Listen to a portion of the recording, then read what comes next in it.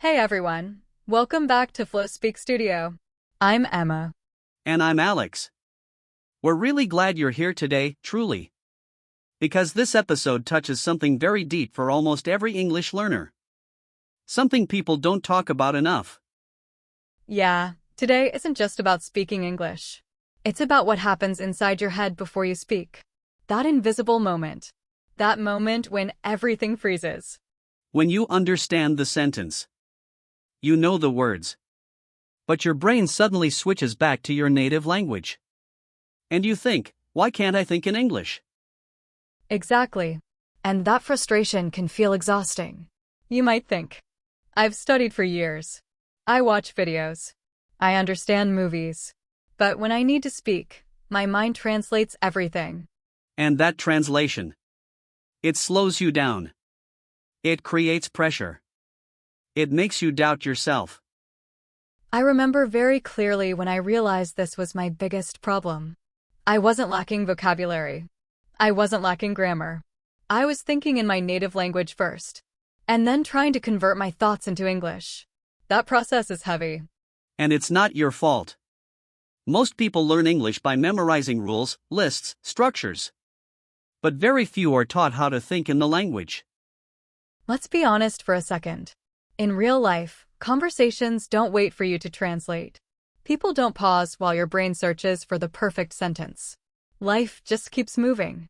And when that happens, your brain panics a little. You might go silent, say something very short, or switch back to your native language completely. And afterward, you replay the moment. You think, I could have said more. I knew that word. Why didn't it come out? That feeling hurts. This episode exists for that exact feeling. Not to judge it. Not to fight it aggressively. But to understand it. Because here's something important. Thinking in English is not about forcing your brain. It's about training it gently. It's about creating familiarity, comfort, safety. Your brain only thinks fast in places where it feels safe. That's why today we'll talk about why your brain translates, what stops you from thinking in English, how real people slowly made the shift, and how you can start doing it without pressure. And just like always, this isn't theory. We'll share real moments, real struggles, real internal dialogues, and practical language you can actually use.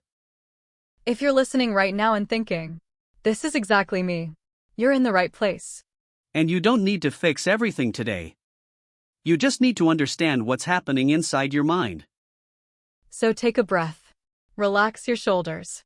This is a safe space to learn, reflect, and grow. In the next block, we'll start with something very personal. Why translating in your head feels natural and why it's so hard to stop. Alright, let's start here. If you translate in your head, I want you to know something right away. Nothing is wrong with you. Nothing at all. In fact, translating is actually a sign that your brain is working very hard to help you. Exactly. Your brain loves efficiency. It loves using what it already knows. So when you learned your first language, your brain created deep, fast pathways. Those pathways are automatic. And then English comes in later. It's newer. It's weaker. It hasn't been used in emotional moments, stress, urgency, or daily life enough. So your brain does what it knows best. It goes back to home base. I remember a moment that made this very clear for me. I was in a meeting, and someone asked me a question directly. I understood every word. But inside my head, everything exploded. Thoughts in my native language. English words floating around. Pressure building. And that pressure makes everything worse. Because once fear enters the picture, your brain shifts into protection mode. It stops focusing on fluency and starts focusing on survival. Alex. Exactly. Your brain asks, how do I avoid embarrassment? How do I avoid making a mistake? How do I get out of this safely? And the fastest way out feels like silence, or very short answers, or translating carefully, word by word. Here's something most people don't realize. Translation is slow not because you're bad at English, but because translation requires two mental steps. First, understanding in your native language. Second, rebuilding the idea in English. And conversation doesn't wait for that. Real conversations move fast. They interrupt. They change direction.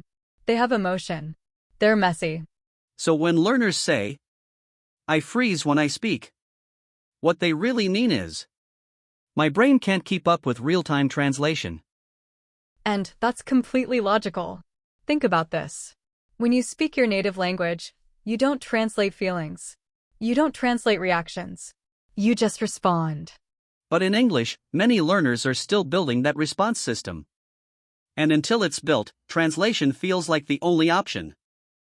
I used to think I needed more vocabulary, more grammar, more rules. But the truth was, I needed more English moments. Moments where English was not a subject, but an experience. Moments where I wasn't analyzing, just reacting. I remember one specific night. I was watching a show in English, completely relaxed. No subtitles. No pausing. And suddenly I laughed before I realized why. That was the first time English happened faster than my translation. That moment is important, because it shows something powerful.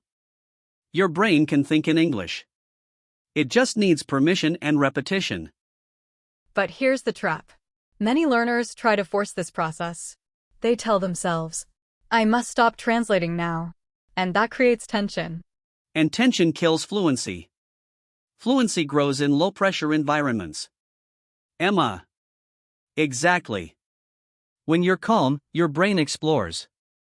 When you're stressed, your brain contracts. So if you're constantly judging yourself for translating, you're actually slowing your progress. Instead, we need to change the relationship with translation. Not as an enemy, but as a temporary bridge. A bridge you'll cross less and less over time. In the next block, we'll talk about something very practical. What keeps people stuck translating for years, and the habits that secretly reinforce it. This is where awareness becomes power. So now that we understand why translation happens, let's talk about something a little uncomfortable. Why so many people stay stuck in it for years. Yeah, because translating at the beginning is normal. But staying there forever usually isn't about ability. It's about habits. Habits that feel productive, but quietly slow you down. Let me start with one of the biggest ones. Trying to build perfect sentences in your head before you speak. Oh yes, that one. I used to do this all the time. Someone would ask me a simple question like, "How was your weekend?" And instead of answering naturally, my brain would say, "Okay, subject, verb, tense, adjective, careful." By the time I was ready, the moment was gone. And while you're building that perfect sentence, your brain is translating, correcting, judging all at once. That's exhausting. And it creates this feeling of pressure in your chest. Like, if I speak now, it has to be right. Alex. Another habit that keeps people translating is overstudying. And I know that sounds strange. Yeah, because studying feels safe. It feels controlled. You can pause, rewind, repeat. But if most of your English time is silent reading, watching, listening, your brain never practices responding. I remember realizing this one day. I could understand almost everything in English. But when someone asked me for my opinion, I froze. Because understanding and responding are two different skills. Exactly. Your brain was trained to receive, not to produce. Another subtle habit is depending on translation tools too quickly. Not sometimes, sometimes is fine. But immediately. Yeah. When you look up every word instantly, your brain never sits with uncertainty. And uncertainty is where thinking in English starts. I had to learn to pause and ask myself, can I explain this idea with the words I already know? Even if it wasn't perfect. That moment of struggle is important. That's where new pathways form. Here's another big one. Only practicing English when you feel confident. That one is sneaky. Because confidence usually comes after practice, not before. I used to wait for the right moment. When I felt ready. When I felt fluent enough. That moment never came. Because fluency is built inside imperfect moments. Awkward moments. Slow moments. Uncomfortable moments. And if you avoid those moments, translation stays in control. Let me share a quick story. I once met someone who had studied English for over 10 years. Amazing grammar. Huge vocabulary. But every sentence sounded heavy. Because they were translating. Yes. And when I asked them to speak faster, even with mistakes, they suddenly sounded more natural. Not perfect, but more alive. That's such an important point. Thinking in English is not about correctness. It's about flow. And flow comes from letting go a little. In the next block, we'll talk about how to gently retrain your brain to think in English, without forcing it and without stress. Small shifts. Simple practices. Realistic changes. Okay, now comes my favorite part. Because this is where people usually expect something extreme. Like, think only in English. Stop translating immediately. Force your brain. No, please don't do that. Yeah, if that worked, everyone would already be fluent. Retraining your brain is not about pressure. It's about changing the environment your brain lives in. Exactly. Your brain doesn't respond well to commands. It responds to patterns. So instead of fighting translation, we slowly make it unnecessary. Let's start with the first shift. And this one sounds simple. But it's powerful. Stop translating full sentences. Start reacting. Reacting is key. When someone says something in English, don't immediately think, what does this mean in my language? Instead, ask, how do I feel about this? Yes. Feelings come faster than words.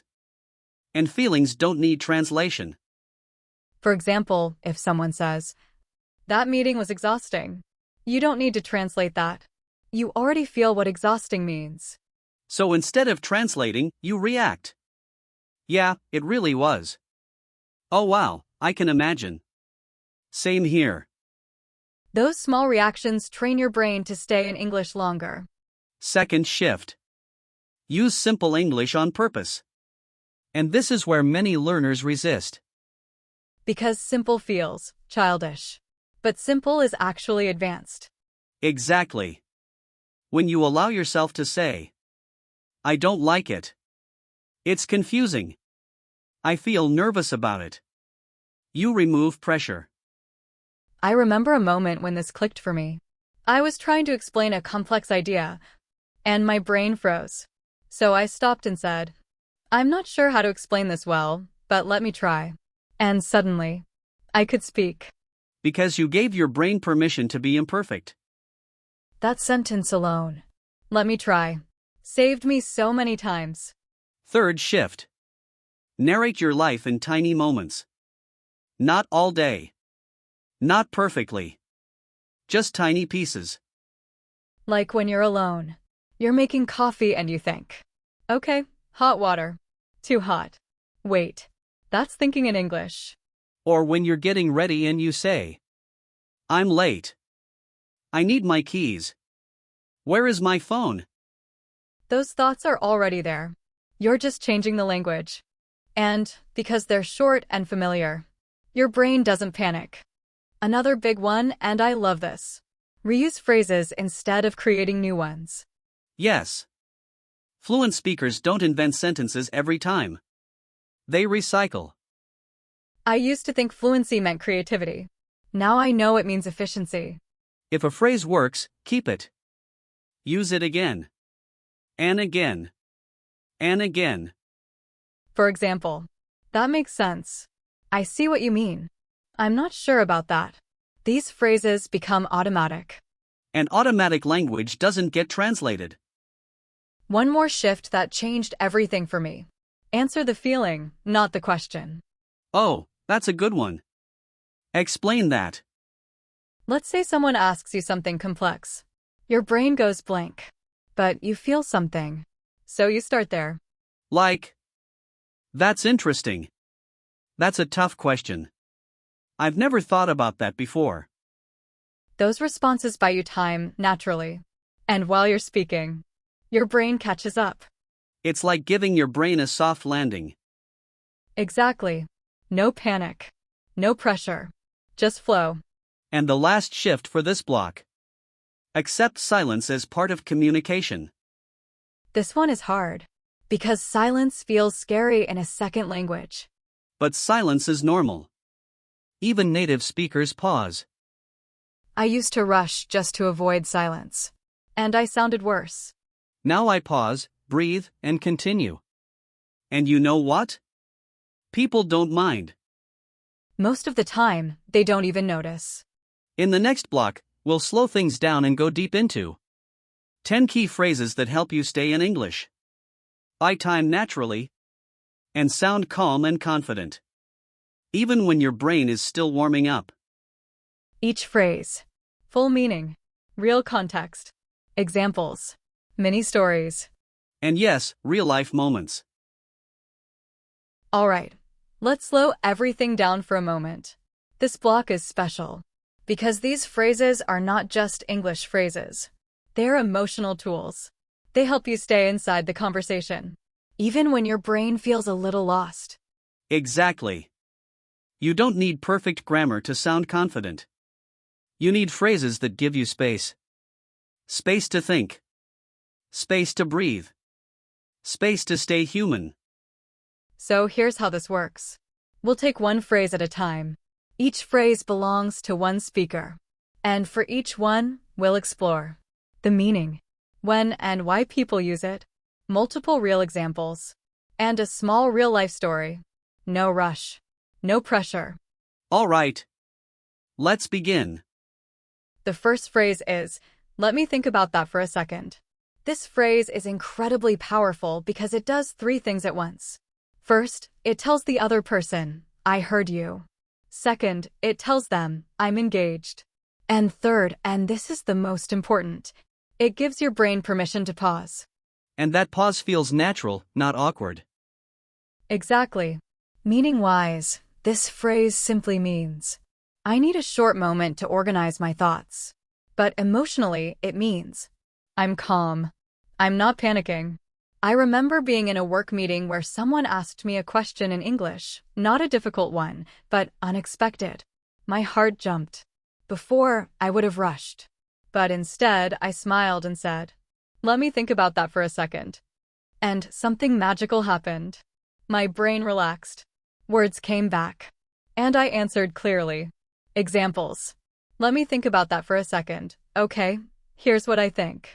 Let me think about that for a second. That's a good question. The next phrase is, that's a good question. This phrase is gold. Because even when you don't know the answer yet, you sound confident and respectful. And nobody ever gets offended by this phrase. Exactly.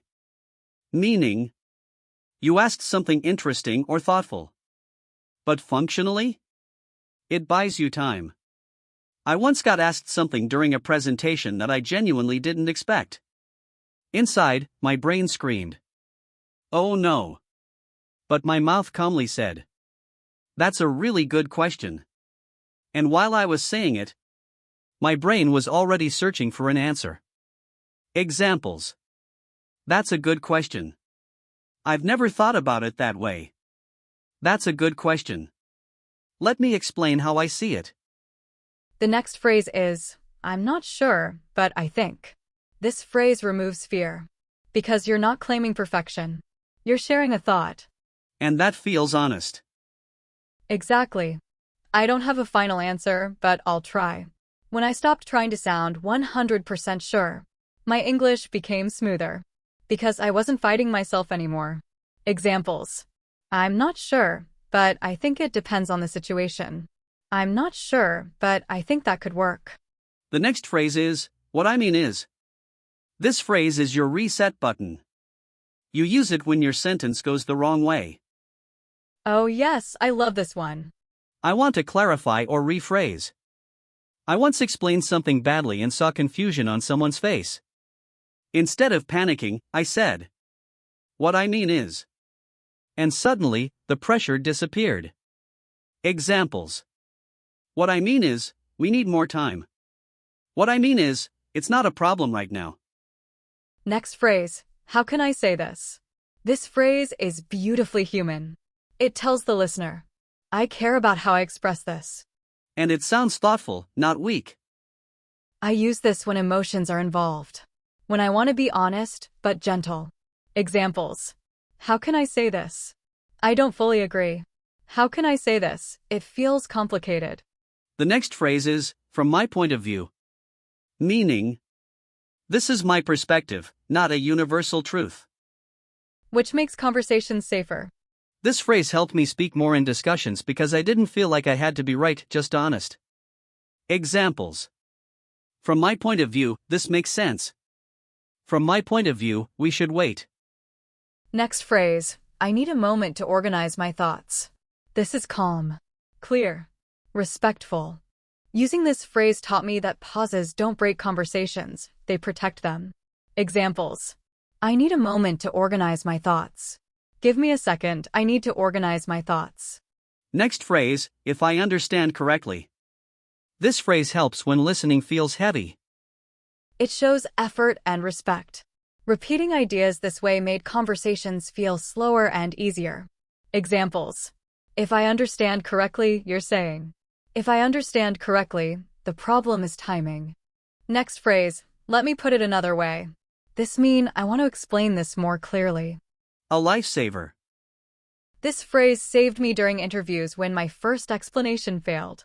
Examples. Let me put it another way. Let me put it another way. It's about balance. Final phrase, does that make sense? This phrase invites connection. And it takes pressure off you. Once I started asking this, I stopped worrying so much about perfection. Examples. Does that make sense? I hope that makes sense.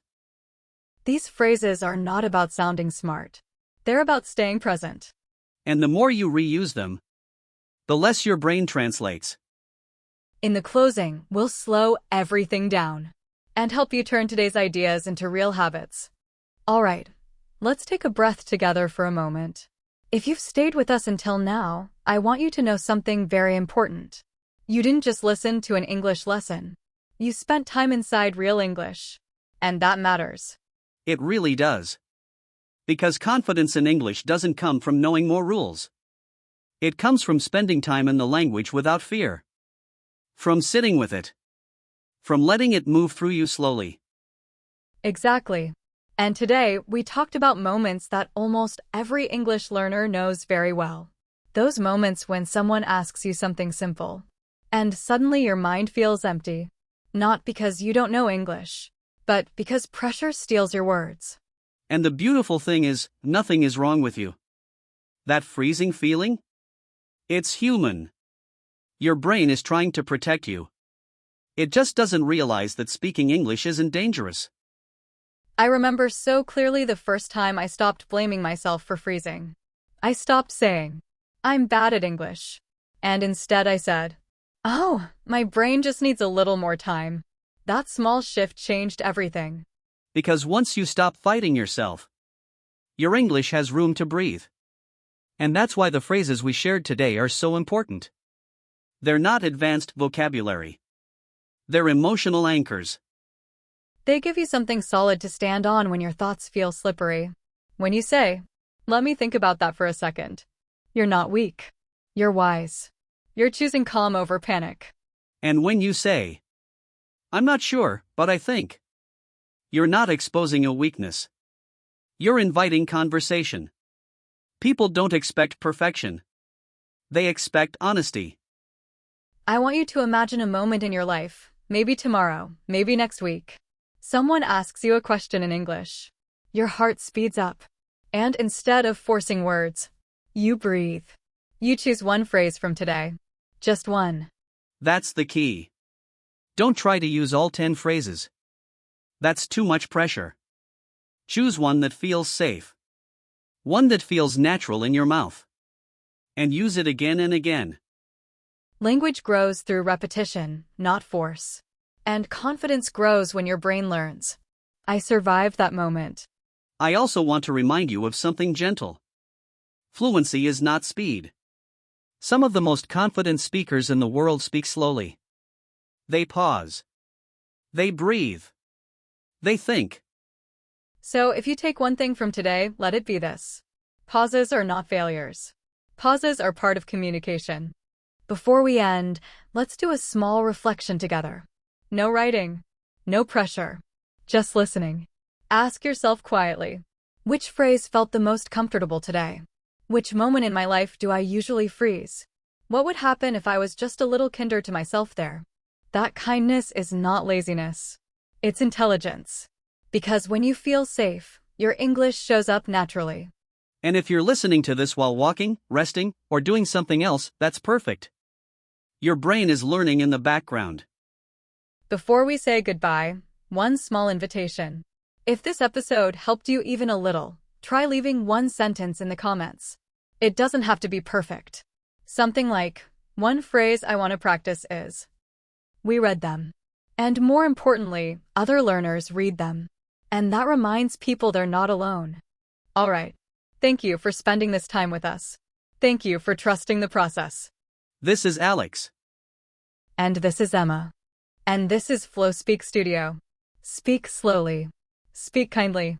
And remember, you can speak without fear. Thanks for watching. Don't forget to subscribe, like, share, and comment down.